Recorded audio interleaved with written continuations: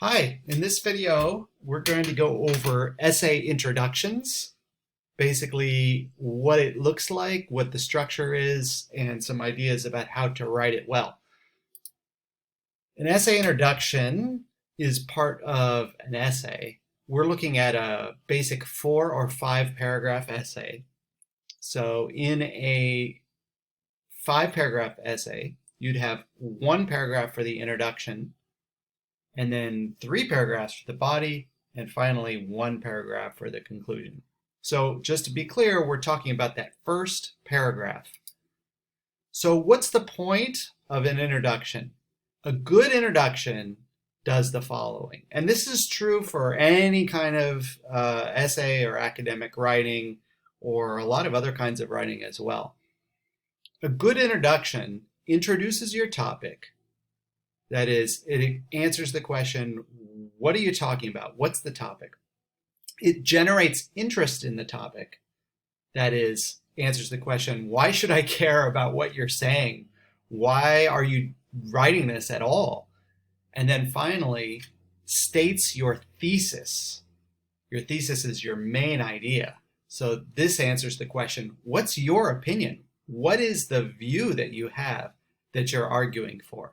So a good introduction always does these things in any kind of academic writing. And certainly in a short essay, your introduction should do this. One thing your introduction should never do, and this is true for other kinds of writing as well, an introduction should never argue for your thesis. The reason is your argument is going to happen after your introduction. If you argue for your thesis, if you argue for your main ideas in the introduction, then there's actually no reason for the reader to keep reading. You're already done, right? I already know what you think. I know why you think it. Why should I read your essay? So you want to save the arguments, the reasons in support of your thesis for your body paragraphs. All right, so how is an introduction organized? Basically, it's got these parts. There are 2 main parts. There's the background, which explains what the topic is, why it's important, and the thesis statement, which is usually a single sentence at the end that states your main idea. So when you look at it that way, it's pretty simple. However, there are some other parts that people will put in that you may want to add, depending on what you're doing. So some people will start an introduction with a hook. This is a catchy beginning to capture the reader's interest. So if you're worried, you want to be a little more exciting, maybe you can start with a hook. A hook could be a question, or it could be a quotation, or an interesting statistic, or a funny story, something like that. It's not necessary, but you could add it if you want. And then a transition. A transition guides the reader from the background to the thesis. The thing is, sometimes the background and the thesis don't fit together perfectly, and so you need to add a sentence or a word or maybe a couple sentences to transition. We'll see how that works. So let's say you want to write an introduction. This may seem a little strange, but it's the easiest way to do it. Make sure you start with your thesis statement. I don't mean put the thesis statement at the beginning, because the thesis statement comes last, right? But you should know what your thesis statement is before you start writing. It should already be part of your planning. So here's my thesis statement. There are 2 secrets to a successful marriage: honesty and a willingness to compromise. That's my main idea for the whole essay. That is my thesis statement. It expresses my thesis. It expresses my main idea. So I want to make sure I have that. Now I can plan the background, which is the main part of the introduction. If my topic is difficult to understand, I need to explain it. If the topic is easy to understand, then I need to explain what's important or interesting, because I don't really need to explain the topic. So is my topic easy or hard? This is an easy topic, I think, to understand. Everyone knows what a marriage is. Everyone knows that you should have a successful marriage, and so on. So this is actually a very easy topic. So the goal of my introduction is actually going to be to try to say what's important about it or what's interesting about it, basically why you should read my essay on this thing. I don't really need to explain marriage to you. I just need to explain why I'm writing about it, right? So here's my idea for my introduction. I'm going to try to explain why it's important, what's interesting about it. After becoming an adult, most people get married. They want to spend the rest of their lives with a single person. When a marriage is successful, it can provide happiness and emotional support to the people in it.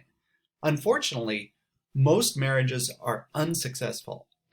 Some of them end in divorce, which is an obvious failure. Others, while they may not end in divorce, do not succeed in providing the happiness and emotional support that a good marriage can. There are two secrets to a successful marriage: honesty and a willingness to compromise. So this last part is my thesis statement, and the orange part here is my background. Hopefully, when you read my background, you're like, oh, okay, I see why marriage is important, and I see why it might be difficult for most people to get success. So, okay, I'll read your essay. That's the idea. Now, there's a little bit of a jump between, this background and my thesis statement. So it looks like I need to add a sentence in here to kind of make a smoother transition. So I decided to add this sentence. So let's start from here, and I'll read the end of my introduction here. Others, while they may not end in divorce, do not succeed in providing the happiness and emotional support that a good marriage can. These failed marriages could be avoided if people only knew the secrets to a successful marriage. There are two secrets to a successful marriage: honesty and a willingness to compromise. And maybe I could make that a little smoother, but I think some sort of sentence is needed in there. All right.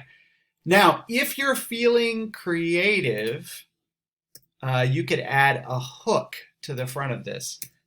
That could be a quote, question, statistic, story, something really that pops off the page. This is not necessary. It would be fine just the way it is, but because sometimes students want to write a hook, I'll show it to you. So I could start this way.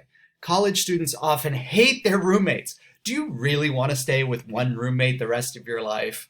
Maybe I could add another sentence like, well, being married is like having a roommate. After becoming an adult, most people get married, and I could go on. So maybe this couple sentences might catch your attention a little bit more. So if you feel like doing that, you can do it.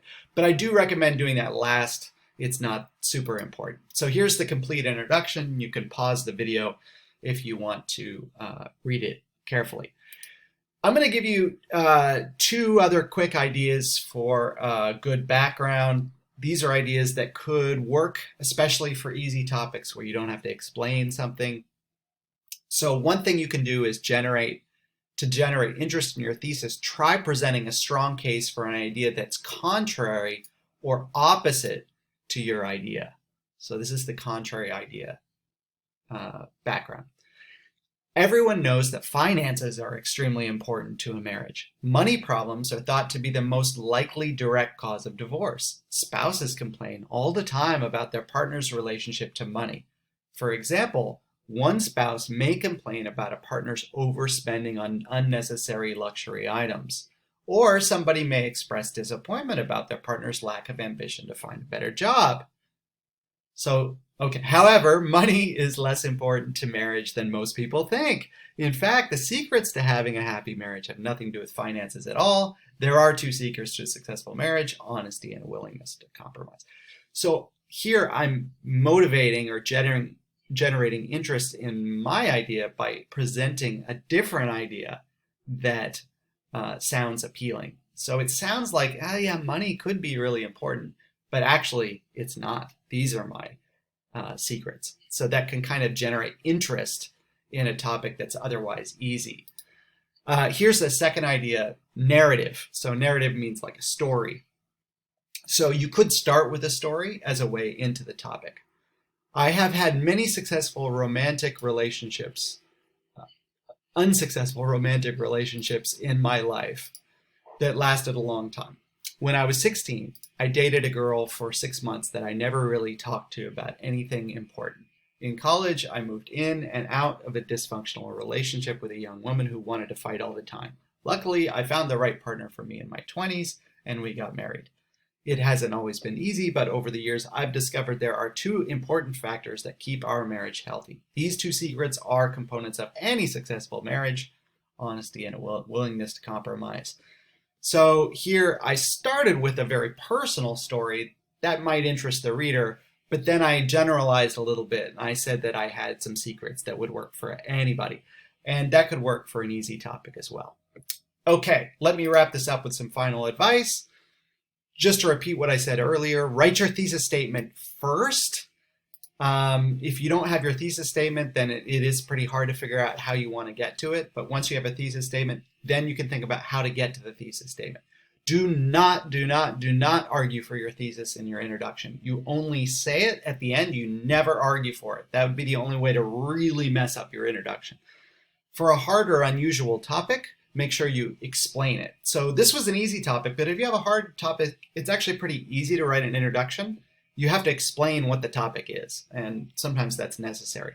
For an easy topic, then the challenge is to explain why you're writing. Is it because others disagree with you? Because you have a surprising opinion? There must be some reason you're writing what you are. So that's what you want to explain. Finally, there's a lot of room for creativity in essay introductions, even in academic writing. So if you have some idea for a creative introduction, go for it. As long as you meet the goals that I laid out at the beginning, it could be a great introduction. Thank you.